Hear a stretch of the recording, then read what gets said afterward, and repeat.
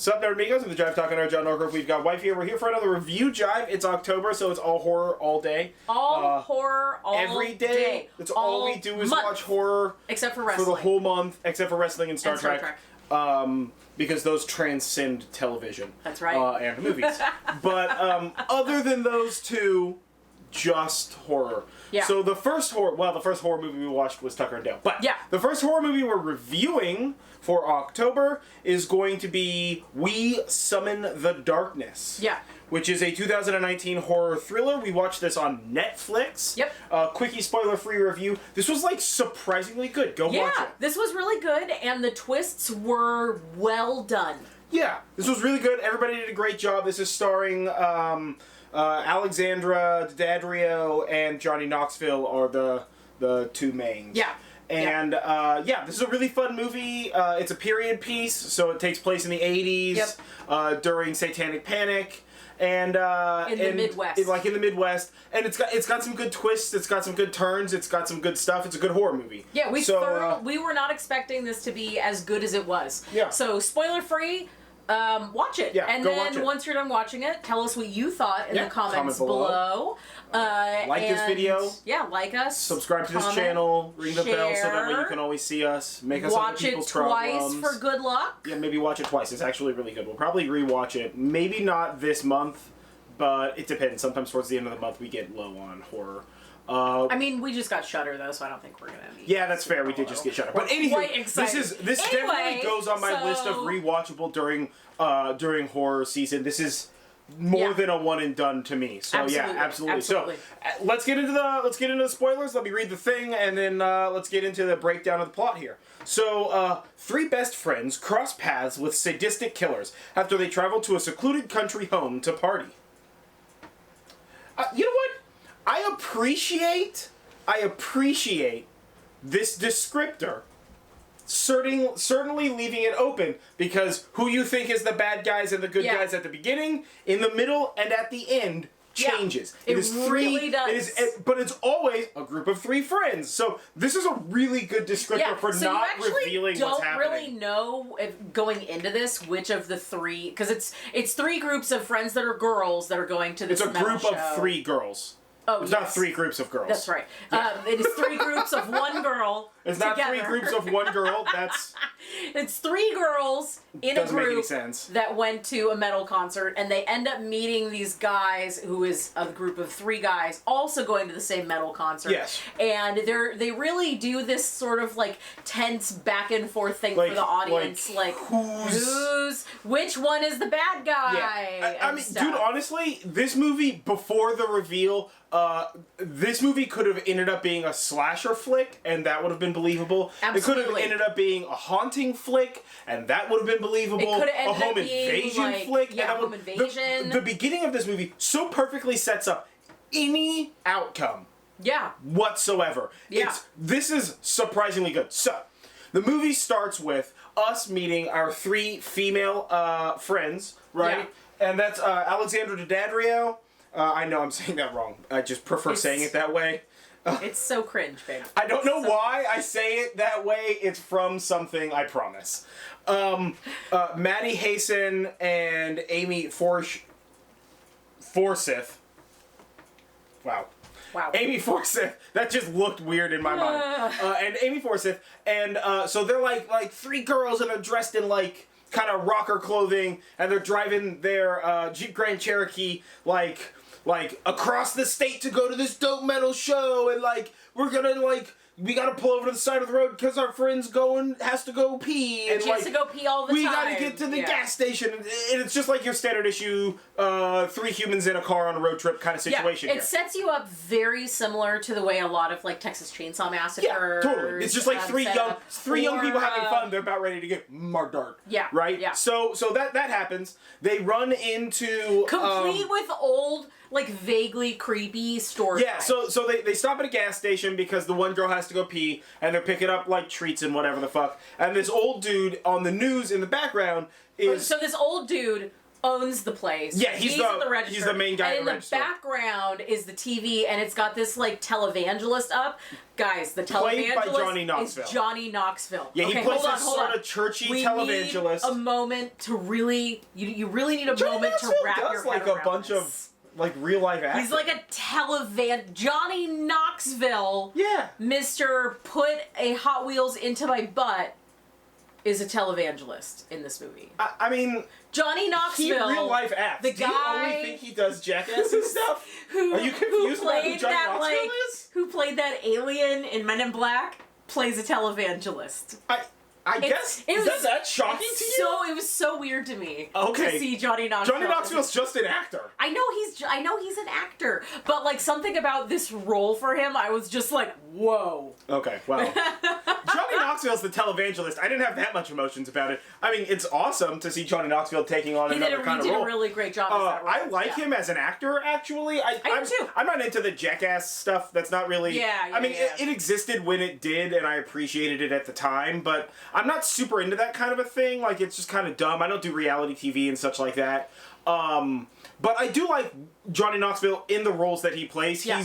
He, in my mind, puts 100% of himself into the roles. Yeah. Which brings them to an over-the-top place. It's great. So he is this, like Jesus sort of televangelist, like fierce televangelist, right? We gotta donate money to fight the demons, you know, and all this kind of stuff. And then there's some news reel, and they're specifically talking about the Satanic Panic and how, like, is rock music corrupting children and all this kind of stuff, right? So these girls buy their shit. The old guy basically gives them the, like, vague old guy in a horror movie, like, be safe out there. And they're like, what, you don't think we can take care of ourselves? And he's like, there's a lot of demons and shit, or whatever the fuck. And you're like, okay, this guy knows some shit, kind of a So then thing, they're back in the car, they're driving, they got their snacks, they're having fun, and they put it on, and one of the girls changes the radio to, like, a news broadcast, and the news broadcast is like, oh, another, like, murder. Another one of the satanic murders. So, like, we don't know who's doing this. So, up and down the state,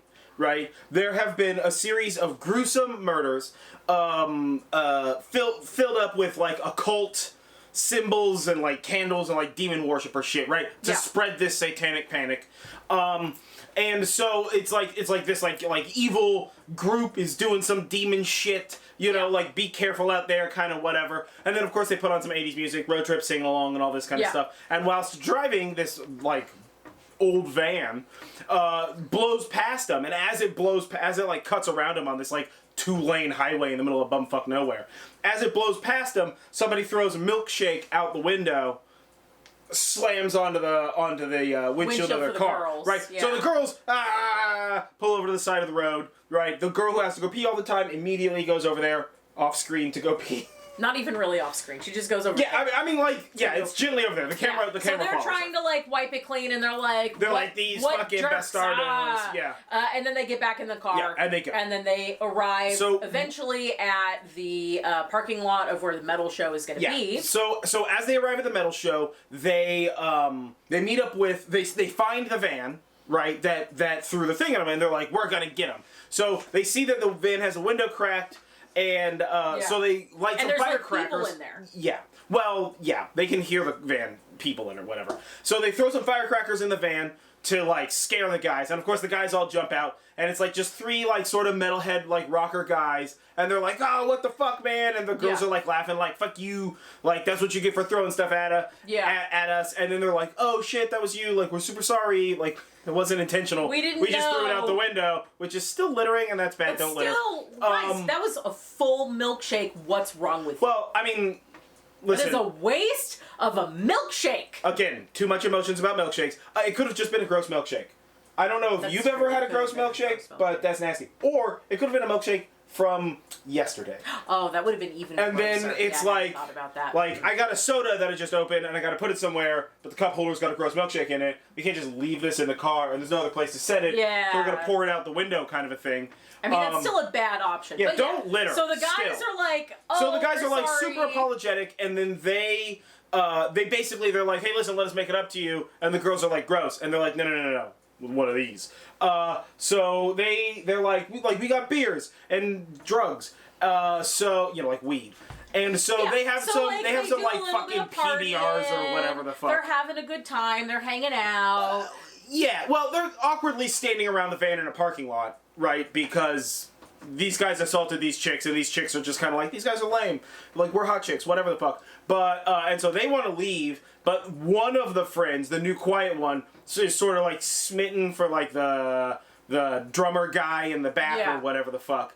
And so, so they're like, all right, hey, you know what? Listen, we can hang out, whatever the fuck. Yeah. So they smoke a little weed with these guys, and they drink a little beers with these guys, and then they go into the concert together with these guys. Show gets over. They're like, all right, hey, we had a great time, blah, blah, blah, blah. And Alexandra, Daddario's bloody character. Yeah, is like, what about hey, an after party? Why don't we have an after party? You guys can come with us. And the guys are just like, that would be dope. So they all go to her stepmom's house. Yeah. Right? And she's like, my stepmom is out of town for the week, so, like, we can just have a cool party. And so they are, like, outside around a fire pit, like, sitting in chairs, just kind of bullshitting, smoking weed, and drinking beers. Yeah. And they start playing Never Have I Ever.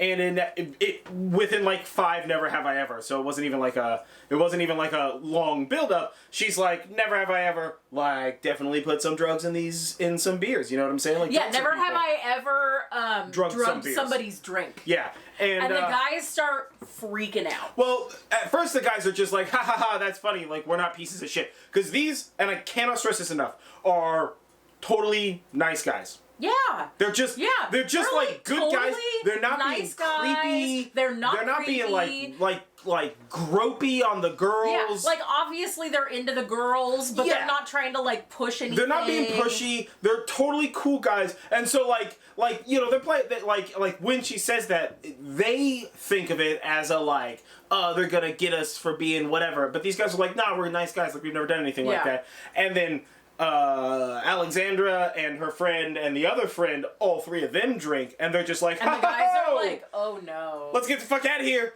But they can't, because they're now like blacking out. Shocker, their drinks were drugged. Yeah, so roofie colada for the gentlemen. Yeah. And so then they wake up tied to chairs in like the atrium room or whatever the fuck at her mom's house, with like a big red pentagram spray painted and like candles lit and like demon shit written on the walls and stuff. Just the word demon shit just written on the walls and stuff like that. But so like that, and they're like, what the fuck is going on?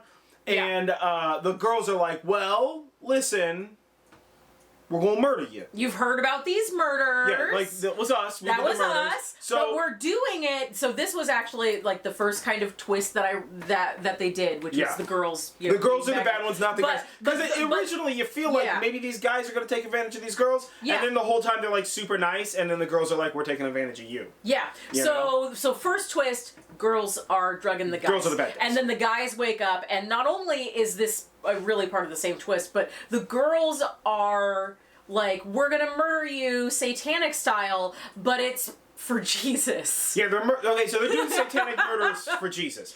And so they're clearly part of some religious cult, all right? Yeah. And they talk about, like we don't get a lot of detail, but they talk about like how other people, like, how it's their turn. It's like last week it was this people's turn, and next week it's somebody else's turn, but this week it's our turn. Yeah. And so they are murdering people and leaving behind satanic like evidence to drive more people to the church so they can be saved. Yeah. So because these girls, Jesus. not Satanists. These girls, super Jesus-y.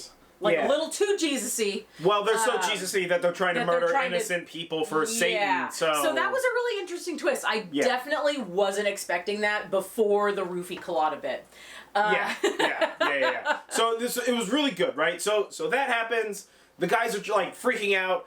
Whatever the fuck, right? She stabs that dude in the collarbone, and it's like down into the collarbone into the lung to pierce his lung. So he just bleeds out, and he was also my favorite one. Which is super sad. But so he bleeds out and dies right there, and of course the people start freaking out more. Yeah. And then one of the girls, the girl who's like quiet and seems like she's not super into it, is like ladies, like can I talk to you girls in the bathroom? So they go into the bathroom so that one friend can go pee, and so she can talk to the girls, because the girl who has to pee all the time legitimately pees all the time in this movie. I'm pretty sure this girl's got a UTI. Yeah. Well. Yeah. Probably. Yeah. Yeah. But so she's like, hey, listen, and they're just like, we knew you were gonna back out, you know, blah blah blah blah. And she's like, no, you don't understand. Let me stab the next one in the neck. And they're like, yeah, okay, cool, that's great. While this is happening, the boys have somehow broken free from their bonds. Yeah. All right, and the girls chase them around the house. And one of the kids gets slashed on the arm. One of the guys gets slashed on the arm. And then the cute drummer guy and his friend, the one who hasn't been bled out, escape into a pantry. Yeah. Right? So they're holed up in the pantry. They're hiding. The girls are like, this is fucking whack. Like we got this isn't according to the plan. We got to get these guys out. So the dude has to bandage up his arms. Yeah. His friend is bled out too much. These two guys are in the pantry, and these guys are like the sweetest, bestest friends. Right? Oh yeah, but like very without really working like the best friend angle, they're very supportive of each other. Yeah. They're very smart care. about the way that they handle this smart stuff. about what they're doing. You know, they're like immediately put a like we gotta keep the door shut. Like let me bandage up, like wrap up your arm, whatever. So at first the girls try to like blow fire underneath the door with like a hairspray and a lighter, and like that drives him away from the door for a little bit. But you know, he can just smote it with a towel, so that doesn't work for too much. And then they get some like ant spray, and they spray ant spray under the door to like fumigate the guys. But while this is happening, a car pulls up, and they're like, "Fuck." Yeah. So because they've got murder room with a dead guy, and then they're trying to get the other two guys out, and they're trapped in a pantry. So this is not a good time for a visitor. Alexandra goes over, closes the door to the murder room, goes to the front door, and is like, "All right, hey, what the fuck's going on? Who's here?" It's her stepmom, and her stepmom's just like, "Yeah, I forgot my passport. I just gotta go get it. Like why? Like, what are you doing? Why are you here? What are you doing?" And she's like, "Oh, I just wanted to like get away from my dad. You know, whatever. Like, we're just gonna be here, and like I got some friends over. We're just having like a sleepover. You know? Yeah." And so the mom's like, "Okay, I guess that's fair. Whatever." So she goes and gets her passport, and then comes back downstairs and does like a line of blow. Oh, it does like a line of blow. Yeah, which is great. Does like a line of blow, and then like comes downstairs, but then like hears something, and is like, "What's that?" And Alexandra's like, "Oh, like it's my friends. They're in the back. They're just like making noise or whatever." And she's like, I don't know about any of this. So she goes and opens the door to the murder room and sees a kid just bled the fuck out. So before this happens, the stepmom is like, "Oh, by the way, like if like I'm gonna go, but like if the cops show up, because it sounds like the stepmom and Alexandra's dad are separating. Yeah. So she's like, you know, before I go, like I saw cars in the driveway and I didn't know who it was, so like I called the cops. So if the cops show up, from her car phone. Yeah, from her car phone. She's very specific about this car phone because it's the 80s. But she's like, yeah, so if the cops show up, just tell them it was like a false alarm. And Alexandra's like, what? Yeah. And it's at that moment that the stepmom hears the sound, goes to the murder room, opens the door, freaks out, obviously. And Alexandra just stabs her and she's dead. Yeah, kills just real quick. Stab, dead, done. Alright, so then now they're trying to get the boys out of the room with some other shit, and they send the quiet girl, like, go to the woodshed and get a tool to help, kind of a thing. And whilst this happens, a police officer shows up. Yeah. Right? And they meet, and Alexandra meets the police officer there, like not even like before he even hits the door, and the cop's like, "Hey, so like what's going on?" And she's like, "Oh yeah, my stepmom came and she didn't know I was here having a sleepover with my friends, and she called the cops because she like didn't know, so like it's fine, you can go." And the cop is like, "Something is amiss." Well, so the cop basically goes like, "Hey." Because she's like, "Oh, like she just came by real quick and then left." And the guy's like, "Well, but her car's here." And she's like, "Well, but she's taking a nap upstairs." And he's like, "Well, but you just said that she left." It's like, I mean, she's gonna take a nap upstairs before she leaves. And he's like, "Okay, well, like, can I talk to her then?" And she's like, "No." She's like, "No, she's asleep. She doesn't want to be woken up." And he's like, "I think I'm gonna need you to wake her the fuck up." Yeah. And so, like, this shit happens, right? Yeah, so Alexandra is trying to get him to leave and is, like, slowly unraveling her own excuse of a story. Yeah, this cop she's, like, starting to panic. Not falling Yeah, the cop is not having it. So she goes inside, and when she goes inside, right, the boys escape the room. Yeah, the boys escape the pantry. Escape the pantry, and the kid who was cut, like, makes it far enough out front to, like, warn the cop. Yeah. Right? And so the cop's like, okay, like, lad, stay here. Like, I'm gonna go, whatever. And they're like, he's like, no, they're super dangerous. And he's like, I think I'm gonna handle a couple of little girls, don't worry. Because he doesn't believe. Yeah. Right? I mean, the cop doesn't, first of all, know the extent of what's happening in there, right? Yeah, exactly. He's just got, like, a guy who's, like, you know, a little freaked out. So the cop's probably, like, drug party turned wrong kind of a mindset. Yeah, well, yeah, he clearly thinks that there's something going on and they probably broke into this fucking house. Yeah. Right? So, and all the Satanic Panic stuff is happening, so he's on edge. So he goes in there to investigate. He's investigating. He finds the murder room and it's just like, okay. Like, he has like a tiny prep talk with himself. He's just like, okay. Get out of this. Okay, let's do this. You know, one of those kind of moments. And so he, like, kind of looks around, and then he runs into the boys again, and he's just like, you need to put your hands up, you know, blah, blah, blah, blah, like, I'm gonna put you in handcuffs. And they're like, no, it's not us. Like, it was the girls, you gotta whatever. And he's just like, he's like, just put your fucking hands up, whatever. While he's doing this, one of the girls, the crazy girl who has to pee all the time, shoots him in the head. Yeah. She takes his gun and shoots him in the fucking head. Now we got another collateral damage. This time it's a cop. That's usually shot in the head in the kitchen. Yeah. He's dead. Right? So everybody starts freaking the fuck out. They, you know, there's a back and forth about the gun because Alexandra wants the gun and the friend who has to pee all the time wants the gun. And that back and forth happens, and then they're sort of like separated and the boys are out of the room, and that's when the quiet girl returns, like hysterical with a boat motor. Which is the least efficient weapon you can find. A very... It's big. It's big. It's a big boat. It's but it like doesn't this. have, like, you know, it doesn't have the fan blade type stuff on it. It does have a propeller. It's just small. But it's like a screw. Yeah, as opposed to like the big fans that you see, you know, in the movies. Which it took me like a full minute to figure out what the heck she was holding. Really? Because I know what those motors look like. I've seen that stuff. But, like, it was so outlandish that I was just like, what the fuck is she using? So while she was in... Did she have some sort of auger or something here? So while she was in the... While she was in the shed, she found a boat. It had a bunch of money in it. She put two and two together. Alexandra Daddaria's dad is stealing money. Yeah. Right? Because come to find out, her dad is Johnny Knoxville, the pastor. Yeah. So she's like, you're a liar and your dad's a liar and everything's bad. Boys, we got to escape. So they try to escape, right? The kid who was bleeding is outside, and the dad fucking finds him. Yeah, Dad pulls up. And Dad pulls up, Johnny Knoxville pulls up and finds him, and he's just like, oh my god, it's so bad, blah, blah, blah. And Knoxville's just like, I understand, son. Like, I'll help you. Don't worry about it. That guy's dead now. So he kills that kid. Yeah. Right? Fucking, and then he heads inside, and it's just like, what the fuck's going on? Who the fuck's going on with whatever? Whole bunch of fighting and stuff ensues. Yeah. Right? Yeah. And then, like, so basically, at this point in time, we get separated. It's like the two girls are fighting over here. And the boy and and Alexandra are fighting over here, and Alexandra finally defeats the boy and then goes to her dad and is like, I made it, it's fine.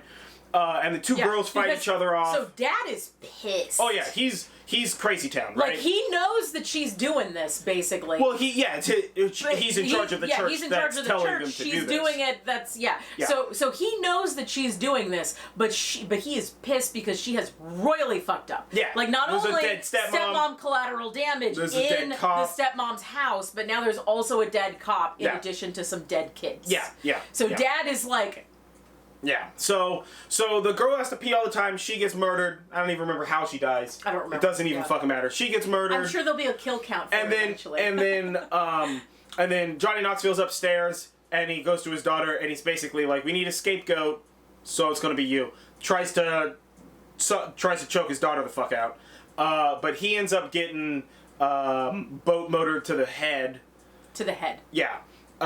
Screw to the dome. No, he gets hit with the motor end. So giant hammer to the dome. Yeah, that is. Plastic hammer, but hammer nonetheless. And so he fucking collapses to the ground, and the girl gets the cute boy and is like, we got to escape. And so they go to escape, and there's some fisticuffs between her and Alexandra. So she gets the boy in the car. She gets the boy in the car, and they're like driving off, right? And as they're driving off, Alexandra does the killer in the road She's thing. in the road to stop them, and they just fucking drive over this bitch. Right over Like, her. no question, they fucking go. So they drive all the way back, right? They're like on their way to escaping. And the last scene is them at the gas station again, where they were before. Yeah, right. The And they're getting some up, medical stuff for to the catch guy. up the guy. Right. And she like pays at the counter, and the old man at the counter is just like, oh man, like you gotta be safe out there, or something like he always says. And she leaves, but as that's happening in the background, we see the news, and the report is about a satanic group.